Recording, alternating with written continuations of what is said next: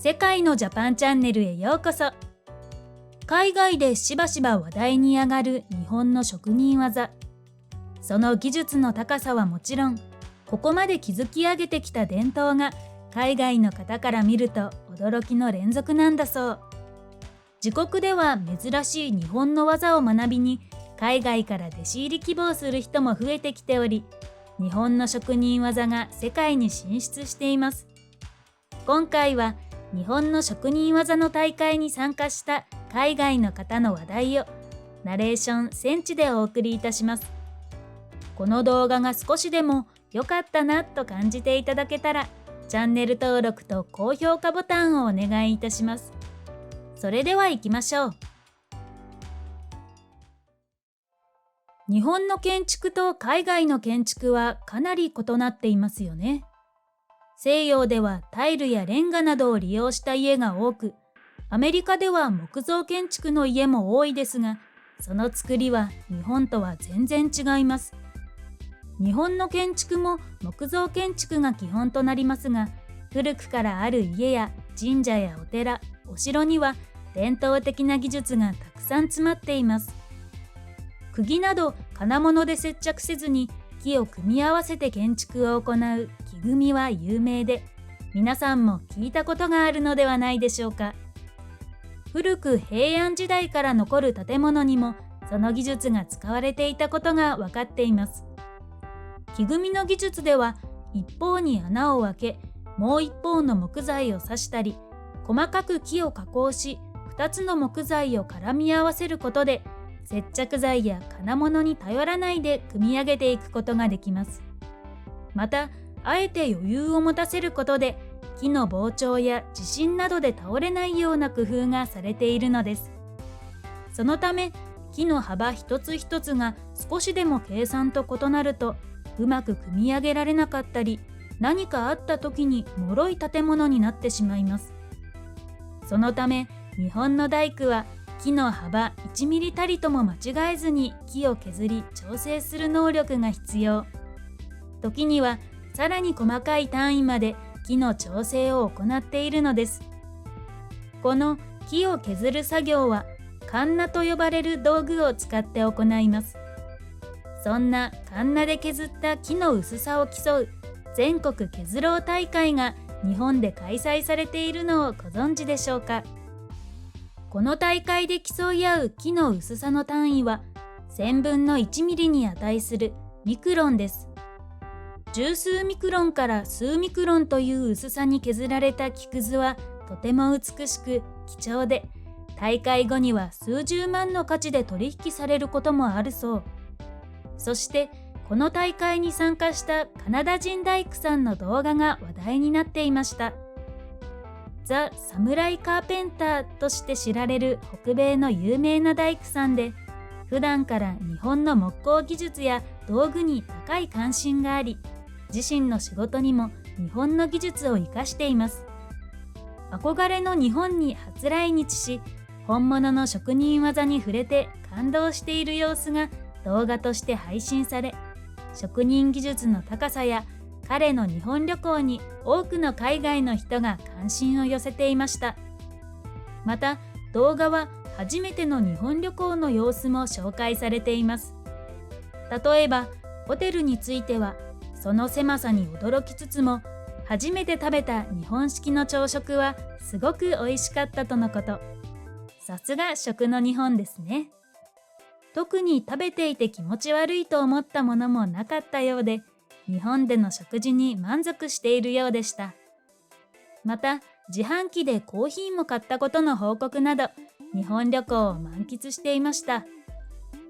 さて、本題の削ろう大会については、どのように紹介されているかというと、彼の結果は16ミクロンの薄さだったとのこと。人間の髪の毛がだいたい30から100ミクロンで、髪は70から150ミクロン、雲の糸が3から8ミクロンと言われているため、16ミクロンでも人の髪の半分の薄さ。とても薄くすごい結果なのかなと思ったのですが、彼の動画では今のところベストが5ミクロンだったと報告されており、この時点でのトップの大工が雲の糸ほどの薄さを削り出していることから、改めて職人の技術の高さに驚きますね。彼自身も生で見た職人技に動揺してカメラが揺れてしまうほど。実際に自分自身の目で素晴らしい職人技を見れたことへの高揚感が伝わってきた動画でした。結果は16ミクロンで決勝には遠く及びませんでしたが、人生で一番の記録だから誇らしいと感想を述べていました。また、出場者や工務ツールのメーカーとの交流など、自国では体験できないことに興奮している様子はまさにオタク。自分の好きなことと向き合う姿にみんな心打たれていました。それでは、この大会の様子を見た海外の方の反応をご紹介します。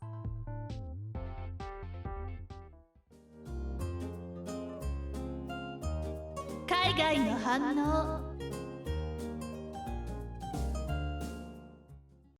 これこそ真のスポーツだ。すごいな。木をあんなに薄く削れるなんて知らなかった。びっくりだよ。なんて素晴らしい経験なんだろう。絶対に参加したいな。本当にすごい。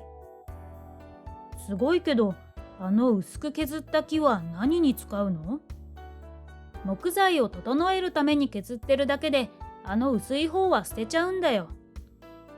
この旅行で素晴らしい経験を得たね。16ミクロンだなんて自分を誇りに思わなきゃ。世界でも数少ないトップクラスの技術だ。参加したことがあるって言える外国人はなかなかいないよ。素晴らしい。僕もカンナ削り大会に参加したことがあるけど、16ミクロンはすごすぎる。興奮もするし、誇って当然だ。日本のトップ木工ツールメーカーと会ったなんて本当に羨ましいよ。こんなに綺麗なトイレットペーパーは初めて見た。これはトイレットペーパーじゃないよ。木のくずなんだから。よくやった、アメリカ代表。決勝戦が見れなくてがっかり。でも参加しただけでも素晴らしいけどね。大きなカンナで削っている人に夢中になった。安定させるのにすごく力がいるだろうね。控えめに言っても驚いたよ。欧米の丸太切り大会はいかに早いかだけど、日本では可能な限り精密になんだね。この大会何年か前に YouTube で見たことあるよ。どうやって削ったらあんなに薄くしかも長くできるんだろうって感動しちゃった。16ミクロンってめちゃくちゃすごいよ。おめでとう。日本のカンナがたまらなく美しい。こっちでも買えるのかな？買っても使いこなせないだろうけど。俺たちは珍しい種類の真の美しさを目撃してしまった。この素晴らしさは神をも感動させる。この職人技を糧にして精進していきたい。何より未来の世代に職人技を受け継いでいきたい。いい経験になったんじゃないかな。完璧を追求するってのはもう別世界の話だよ。その大会行ってみたいな。すごく綺麗なのみもあるし。どんな木材を使ってるの？カンナやのみの値段はどれくらい高かった？知りたいことがいっぱいだよ。木材はヒノキじゃないかな。こんな道具を見せられたら大金を使ってしまいそう。完璧さを追求してる人たちの中に参加するなんて本当に勇気があるね。大工仕事って全然わからないんだけど、薄く削れることに何かメリットってあるの？木材の調整のために削るんだよ。あとは上手な職人がカンナがけした木材の表面はツルツルしていてとても綺麗なんだよ。この木材を使って家を建ててほしいな。優勝が5ミクロンって木くずが舞っている雰囲気も綺麗だね。日本の大会に参加するなんて君は本当に素晴らしいよ。同じカナダ人として他の国の文化を継承している君はとても誇らしいね。落ち着いたら日本に行く予定だから絶対にのみやカンナを買いまくる。槍で削ってるやつ楽しそうじゃん。お金払ってでもやってみたいな。槍カンナがすごいね。槍カンナは手に入れないとな。美しい道具を見てるけど、時間をかけて撮影してほしかったな。みんな詳しく見たいはずだよ。カンナを入れてる箱が気に入った。大会には自分専用のカンナを持ち込んでもいいのかな。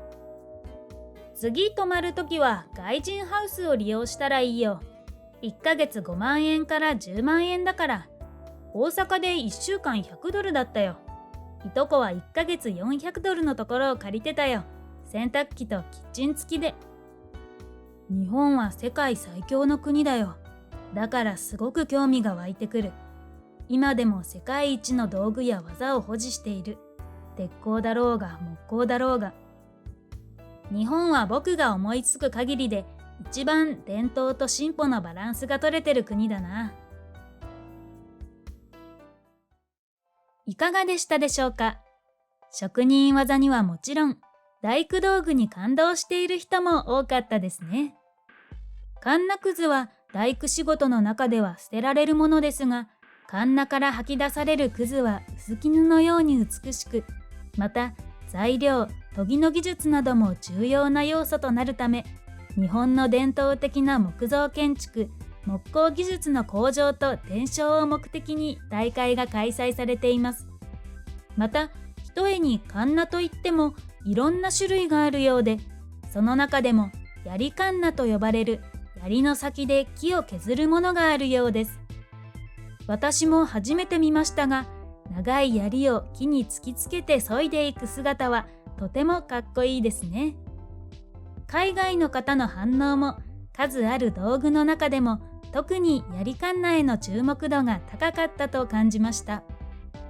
真面目にコツコツ自分の能力を磨き、より素晴らしいものを追求していく日本の職人気質は同じ日本人としても尊敬できますが、海外の人から見ると本当にものづくりの一つ一つの過程で各々で丁寧で繊細な作業をしていると感じ、感動していますよね。今回のカンナの技術だけでなく、さまざまな分野で職人さんがいるため、まだ発信されていない海外から驚かれる日本の伝統工芸がたくさんあるかもしれないですね。皆さんの驚いた日本の職人技があれば、ぜひコメント欄で教えてください。最後までご視聴いただきありがとうございました。動画をご覧いただきありがとうございました。グッド評価、チャンネル登録の方もよろしくお願いします。またのお越しをお待ちしております。